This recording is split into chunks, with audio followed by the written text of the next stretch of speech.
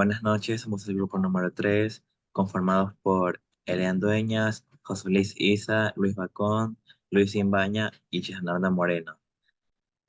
Por motivos externos, el compañero Bacón no se encuentra en la reunión y adjuntaremos sus videos al final. ¿Qué es un gobierno personal? El gran paso hacia un sistema político es el que el poder se acumule en manos de una persona. Lo dio Sila, dictador en los años 82 y 79. Las estimaciones... Ah, perdón, empiezo. Solamente estoy en la presentación hasta ahora. ¿Qué es un gobierno personal? Es el gran paso hacia un sistema político en el que el poder se acumula en manos de una sola persona. Lo dijo Sila, un dictador en los años 82 y 79. La sistematización de Sila fue muy importante y de una de las consecuencias que tuvo y que influyó en gran medida en la política y en el propio final de la República. Radicó en el hecho de que concentró todo el poder político en manos del Senado, hecho que no sucedió con el poder ejecutivo. Esto dio lugar en el que el Senado tuviera que confiar el ejecutivo a un hombre fuerte, a un general que además fuese político. ¿Cuál es el rol de la familia de la sucesión? La estructura familiar fue indispensable para definir las sucesiones. El poder real se transmitía al hijo primogénito y legítimo. En su defecto eran llamados en este orden las hijas y los bastardos y los colaterales, pero el rey tenía la capacidad de modificar el orden sucesorio y de hecho podía legar el poder al segundo génito o a un bastardo antes que el primogénito legítimo. Buenas noches, compañeros. A mí me ha tocado responder, ¿no?, la pregunta. Establecer tres ejemplos de sucesión del poder. El primer ejemplo tenemos la sucesión intestada. Tiene lugar cuando el pater moría sin haber hecho un testamento. Este era nulo o los herederos no podían recibir la herencia. El segundo ejemplo sería la sucesión intestado. Y el último ejemplo sería la sucesión mortis, causa en la antigua Roma que puede ser el título universal a título particular. Y explicar en tres líneas qué es la sucesión del poder. La sucesión era elementos constituyentes en el poder real, se transmitía al hijo primogénito y legítimo, en este orden, las hijas, los bastardos y los colaterales. En ocasiones el rey podía modificar el orden sucesorio del primogénito al segundo génito.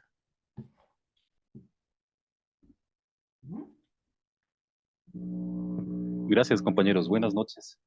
Vamos a dar respuesta a la pregunta. Identificar el tipo de sucesiones en Ecuador y en qué artículo se establece la apertura de la sucesión.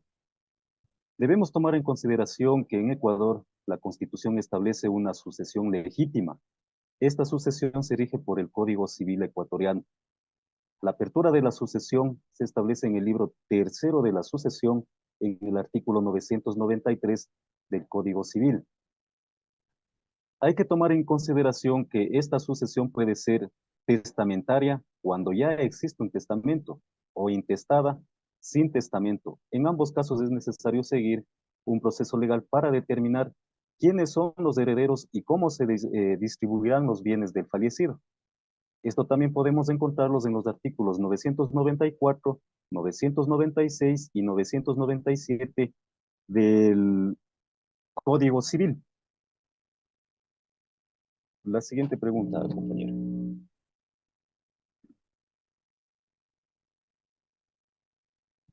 Eh, Tenemos otra pregunta.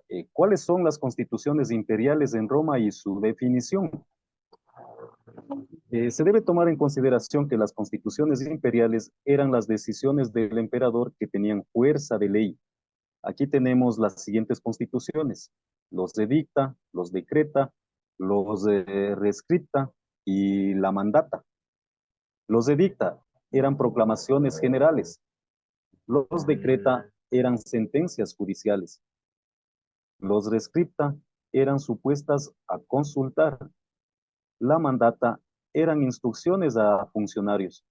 Se debe tomar en consideración que estas constituciones fueron la base para las futuras constituciones de Roma. Gracias, compañeros.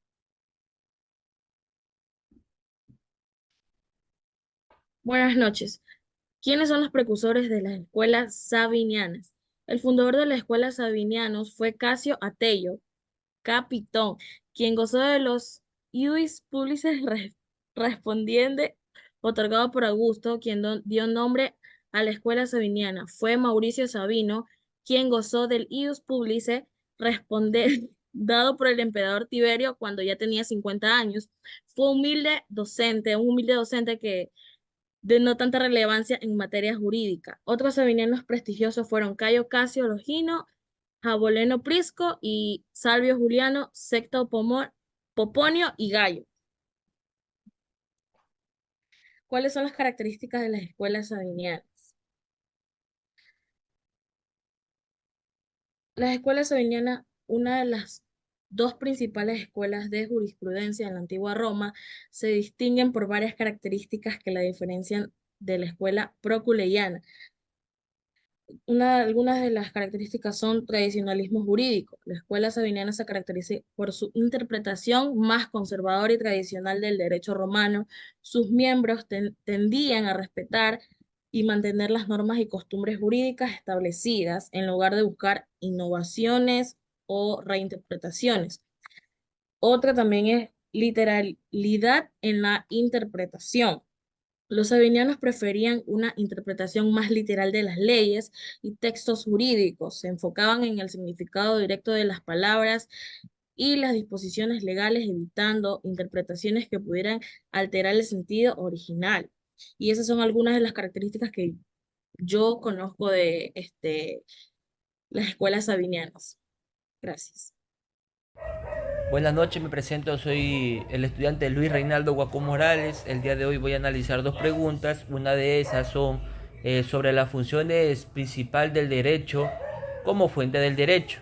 Hay que tener en cuenta que los principios generales del derecho pueden cumplir diversas funciones esenciales, claro, como fuente del derecho, y estas pueden destacar un papel muy importante en la interpretación de las funciones, tanto en la toma de decisiones judiciales, y estas pueden garantizar la coherencia y estabilidad de la promoción de la justicia.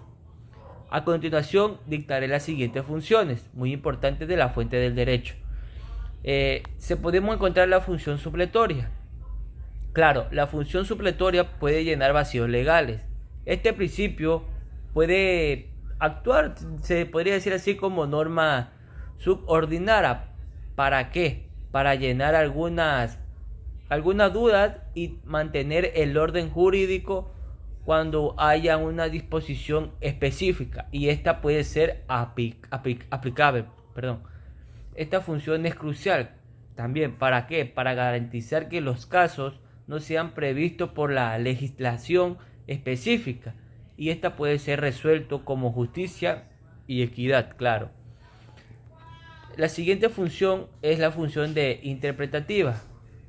Los principios legales del derecho sirven como guía para interpretar normas jurídicas, y estas pueden ayudar a los jueces a entender el propósito y el espíritu de las leyes.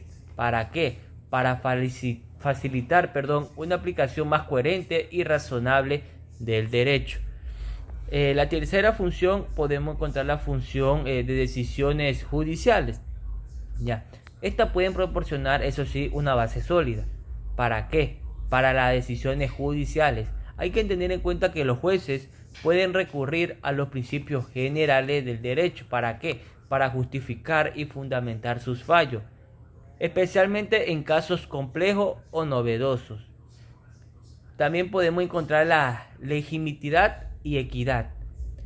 En estas decisiones se pueden basar los principios generales del derecho, que pueden entender más lo que es legítima y equitativa, ya que estas reflejan valores y criterios fundamentales que pueden ser ampliamente aceptables, se podría decir. La cuarta función encontramos la función de garantía, de coherencia y estabilidad del sistema jurídico. Hay que tener en cuenta que en la unidad de coherencia y del sistema jurídico, claro, esta puede proporcionar un principios comunes para diversas áreas del derecho.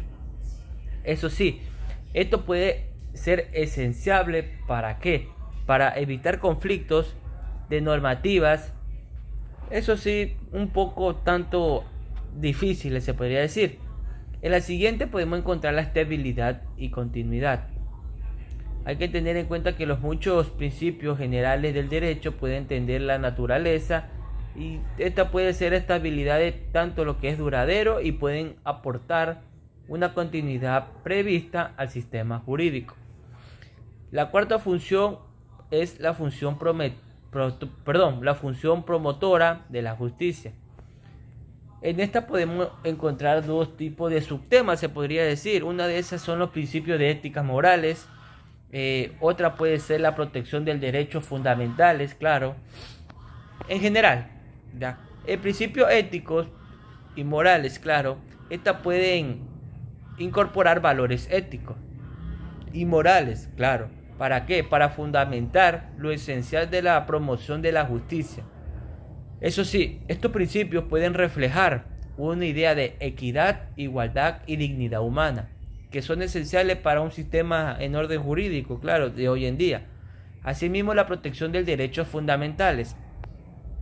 Hay que tener en cuenta que estos pueden ayudar y pueden promover los derechos fundamentales, garantizando que las leyes sean de decisiones judiciales y se apliquen de manera estricta y que se respeten para fomentar estos derechos.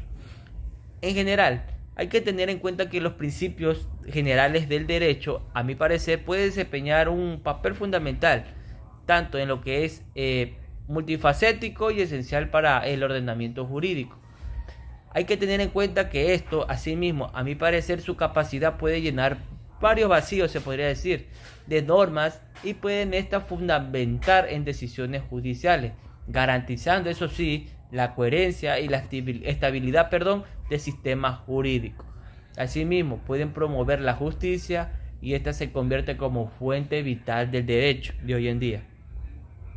La segunda pregunta es: ¿cuáles son las fuentes formales del derecho en la República del Ecuador? Hay que tener en cuenta que en la República del Ecuador las fuentes formales del derecho se puede encontrar claramente en lo que es la jerarquía dentro del sistema del orden jurídico y asimismo de la definidad. Una de estas fuentes es sobre la Constitución de la República. Esta tiene su norma suprema, asimismo son preámbulos y disposiciones. En las normas supremas es una norma de Estado ecuatoriano, claro, de nuestro país. Asimismo, estas leyes y actos jurídicos deben estar conformidad a la ley con ellas. En preámbulo y disposiciones, estas pueden establecer un derecho fundamental y eso sí, pueden organizar el sistema y los principales rectores del ordenamiento jurídico. El segundo podemos encontrar en lo que es el Tratado de Convenios Internacionales. En esta están los derechos humanos, la jerarquía constitucionales, son dos. Los derechos humanos pueden ser tratados como derechos humanos, claro, cuando tienen en especial una permanencia y deben ser respetados y garantizados al ser humano. Eso sí, hay que tener en cuenta que estos pueden orientar e interpretar, claro, la aplicación de normas jurídicas y llenar vacíos legales de nuevamente al ser humano. Lo que es la jerarquía constitucional, podemos entender que la jerarquía constitucional puede ser los tratados internacionales, eso sí ratificado por nuestro país, y tienen una jerarquía tanto inferior y superior de las leyes de la Constitución ordinaria. La tercera podemos encontrar lo que son las leyes orgánicas y ordinarias. Estas podemos encontrar en las leyes ordinarias. Estas pueden regular, claro, una organización y funciones de la Constitución del Estado ecuatoriano. Asimismo, estas requieren una mayor cualificación para su aprobación. El cuarto puede ser los decretos, leyes y decretos ejecutivos. Lo que son decretos de leyes puede ser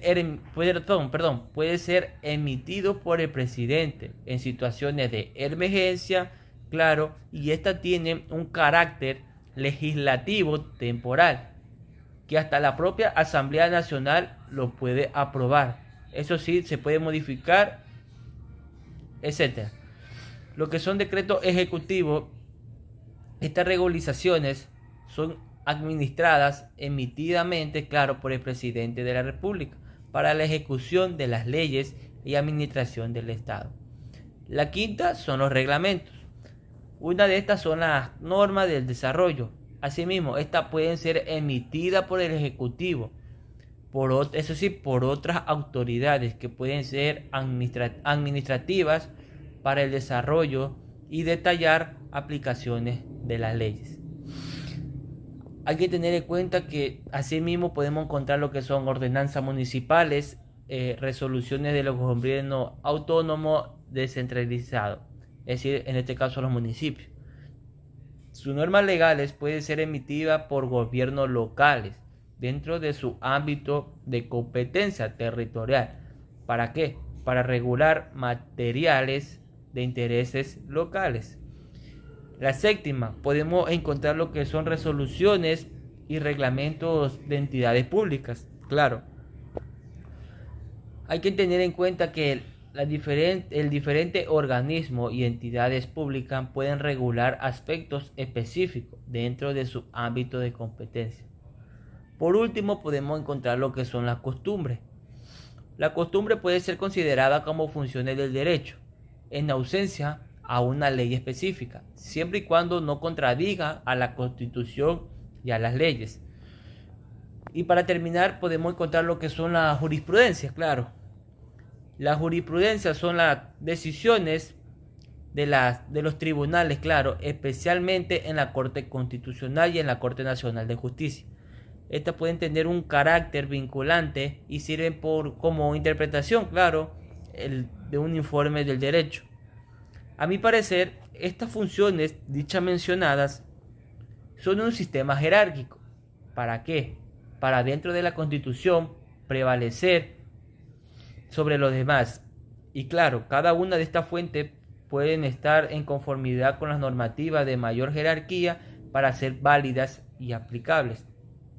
Hay que tener en cuenta que esta estructura puede garantizar la estabilidad de coherencia y adaptabilidad en el sistema jurídico ecuatoriano.